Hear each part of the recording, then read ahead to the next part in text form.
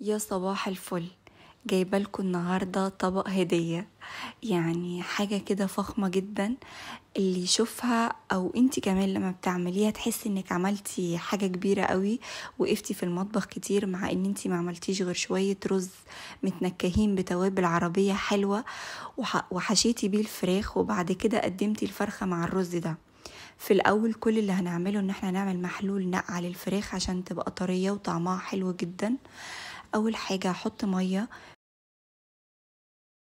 وبعد كده هحط معلقة كبيرة ملح ومعلقة ونص من السكر كبيرة برضو. وهبدأ احط اي منكهات عندي تغير لي من ريحة الفراخ او تمتص روايح السيئة في الفراخ، زي حطيت شرايح برتقان وشرايح ليمون ورق راولة وجنزبيل فريش وقرنفل. عندك بقى فلفل حصى حطي، عندك قرفة حطي، كل اللي انت حباه حطيه، ما عدا بس ان انت تحطي توابل مطحونة. بعد كده بقفلها.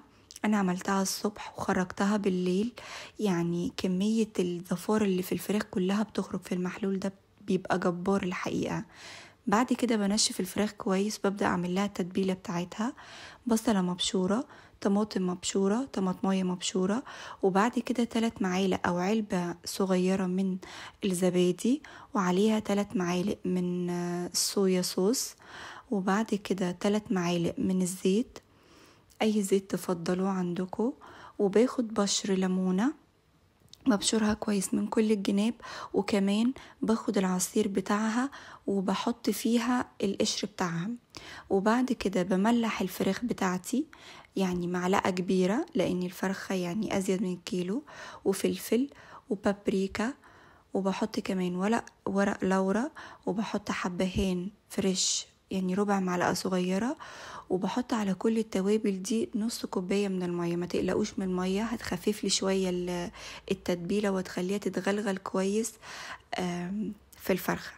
هبدأ بقى امسك الفرخة كويس وادخل فيها كل التتبيلة دي بين اللحم والجلد ومن جوه.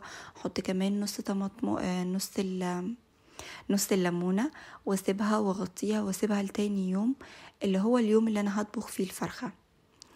بحطها في التلاجة، وبعد كده بشيلها وببدأ اني انا اصفيها كويس من كل التتبيلة اللي فيها، واشيل كل اللي في بطن الفرخة عشان مش عايزة اي مية تبقى جوه بطن الفرخة تعمل على ان هي تعجلي الرز.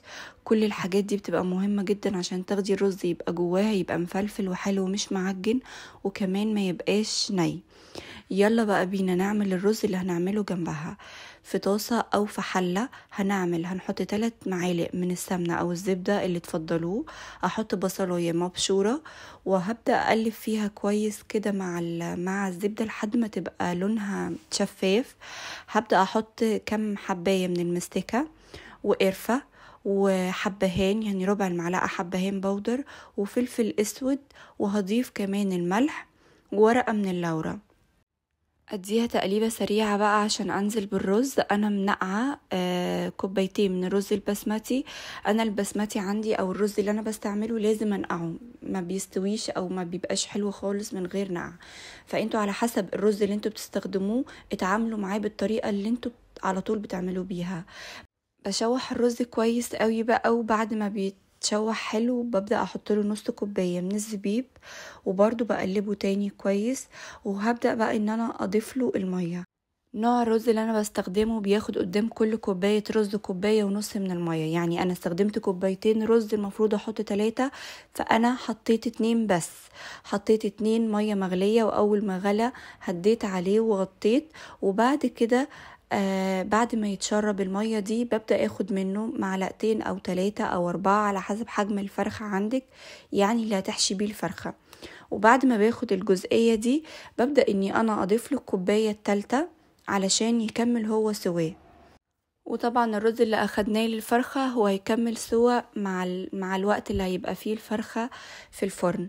اهم حاجة عشان الرز ما يبقاش معجن معاكي، لازم تسيبوا الكمية اللي انتوا اخدتوها للفرخة دي، لازم تسيبيها تهدى معنى كل البخار اللي فيها يخرج. تقدري تمسكيه عادي بايديكي زي ما انا بحشي كده، علشان ده ولو حشيتيه وهو معجن ما هو ساخن بيعجن معاكي الرز كله. بس كده ببدأ احشي الفرخة بتاعتي بالطريقة اللي انا بحبها. لو عندكم رقبة بتبقى مقفولة احشوا الرقبة برضو، ما تمليهاش قوي. وبعد كده بقى ببدأ اني انا اقفل رجليها كويس واربطها كده بخيطة او اي حاجة موجودة عندي بس مخصصة طبعا للفرن. وبجيب وبنضفها من كل الرز اللي عليها، وببدأ اجيب اعواد خشبية وبثبت بيها الجناح. طبعا الخطوات دي لو مش حابينها مش ضروري خالص. وبعد كده ببدأ اني انا احطها في الكيس الحراري. طيب لو انتوا مش عندكم كيس حراري تقدروا تحطوا في الصينية من تحت بصلاية متقطعة شرايح وتحطوا عليها الفرخة، وتقفلوا كويس قوي الصينية بورقة زبدة او فويل ألمونيوم، تقفلوها كويس جدا وتسيبوها بقى المفروض فرن سخن على حرارة عالية ساخن المفروض قبل كده كمان قبل ما بتحطي الفرخة، وبتسيبيها على حرارة عالية. يعني كل كيلو من الفراخ بياخد ساعة في الفرن. بتطلع بقى بالمنظر اللي انتوا شايفينها ده، جميل جدا وبيبقى لونها حلو لا محتاجة تحمير ولا اي حاجة، ومش بتبقي واقفة في المطبخ كتير ومش بتتبهدلي.